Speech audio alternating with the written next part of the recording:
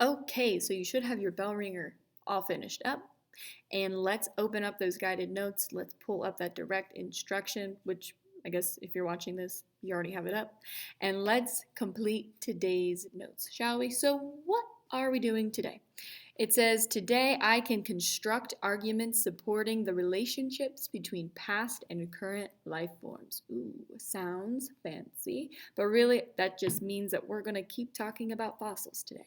So we are actually going to wrap up fossils today, and then tomorrow we're going to review everything we learned about fossils and then move on with our lives, right? Okay, so let's dive into it.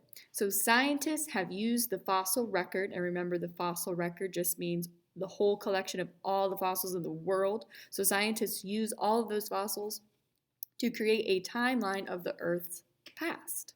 Pretty cool. And we call this the geologic time scale. So we kind of talked about this when we learned the word geographic for geographic isolation. So whenever you see that geo, that G-E-O, that prefix means that we're talking about the Earth. So whenever you see geo, think Earth. So this is just a time scale or a timeline of Earth. So what is that going to look like for us? So if you look at this beautiful, colorful chart right down here, this is that timeline. So how do we read this? Because it looks a little confusing.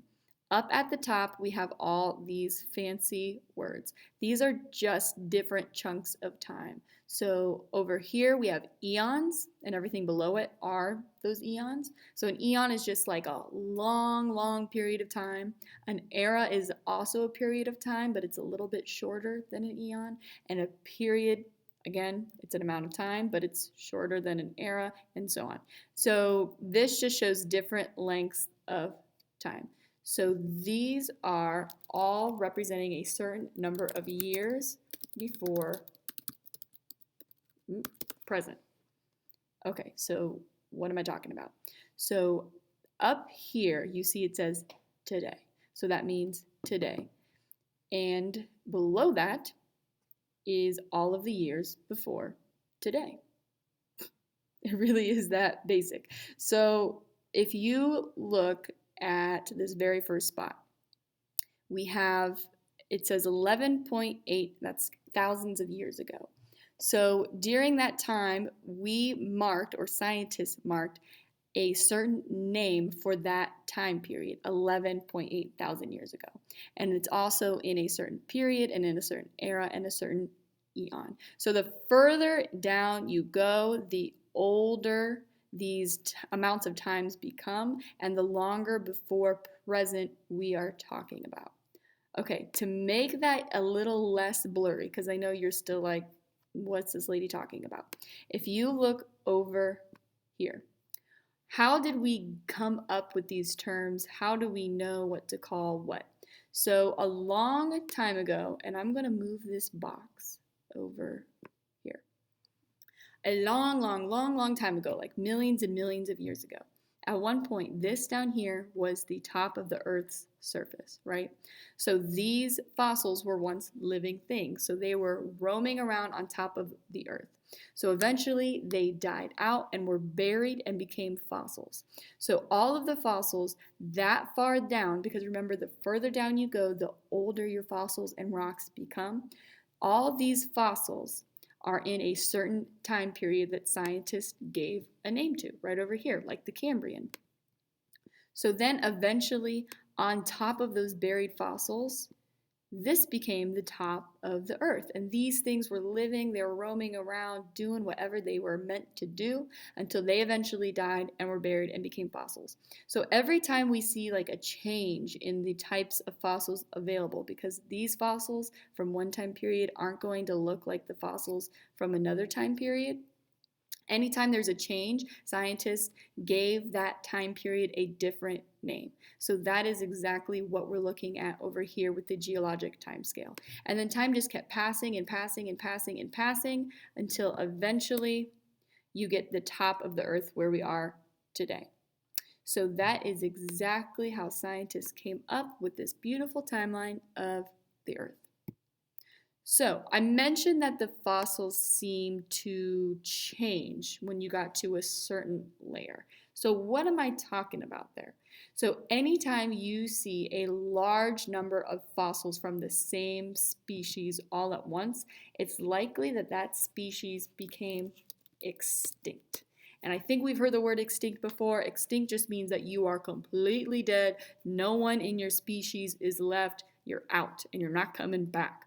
So if you find a fossil, and let's look at this picture over here.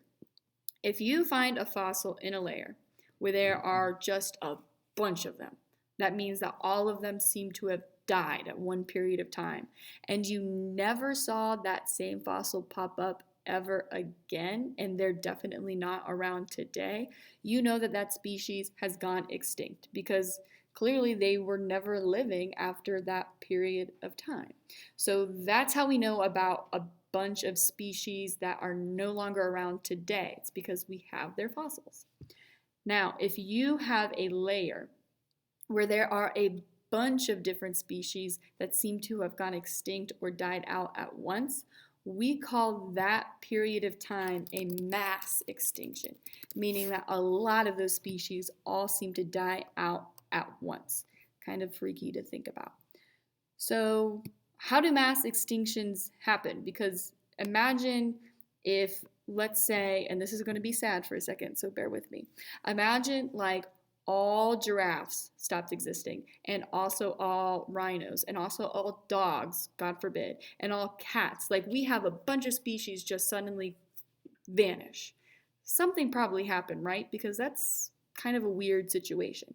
So anytime a mass extinction has happened in the past, we call those sudden unpredictable events that are going to cause that mass extinction, we call those catastrophes. And we may have heard the word catastrophe before. Sometimes people, when they're being dramatic, we say this is a catastrophe. It just means that something crazy and unpredictable is happening. So these catastrophes have happened in nature, causing all of those species to go extinct.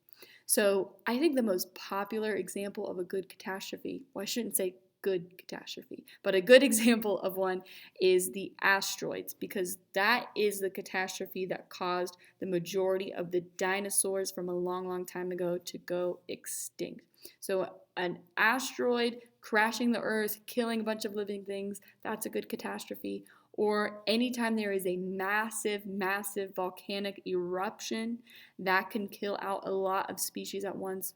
Or a massive flood, and I'm talking massive, like Noah and the Ark level of a flood, that can kill out a bunch of species all at once. So those have caused big, big mass extinctions in the past, which you can see reflected in the fossil layer.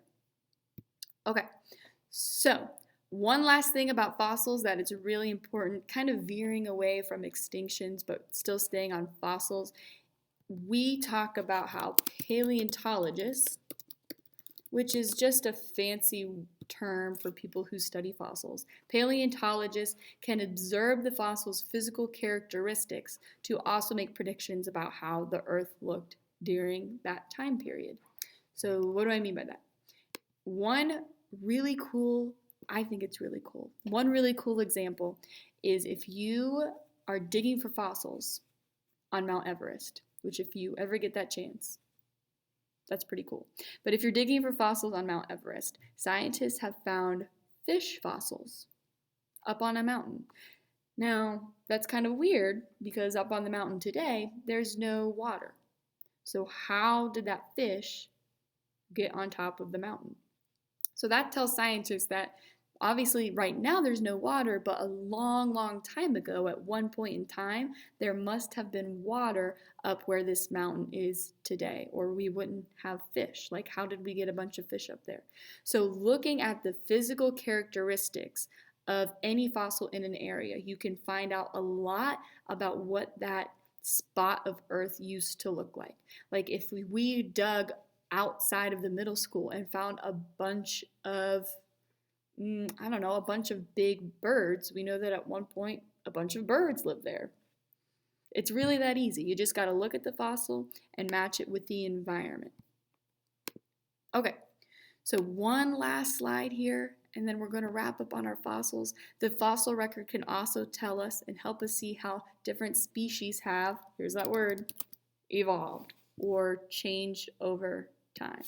So if we have the fossils of a certain species, and you see here's MYA just means millions of years ago. If you're looking at this fossil and what it looked like 50 million years ago and compared to how a fossil from the same species looked 35 million years ago and then to more recent 3 million years ago, you can see if you look at those fossils how their bone structures seem to be changing. So we can actually see with our own eyes how this species has evolved or changed over time. And in this case, it looks like its skull is getting bigger. So it's probably needing to eat bigger things. So maybe the environment in which it lived has changed pretty drastically. So fossils, basically, if you haven't caught on yet, they're super helpful. And they tell us a lot about the Earth and what species used to look like compared to how they look today. One big thing I really want you to remember, really focus on, is the more similar two structures or fossils look, the more likely those two species share a common ancestor. Those are those homologous structures, because remember, homo means same. I'm just reminding you because that's super important when we're talking about fossils, and you're going to need to know that, I can promise you. Okay, so we covered a lot about fossils today. I mean, we talked about the history of Earth and extinctions and how to tell what our environment used to look like. So if you're confused or lost in any way, please let me know and I will help you out. But if not, see you tomorrow.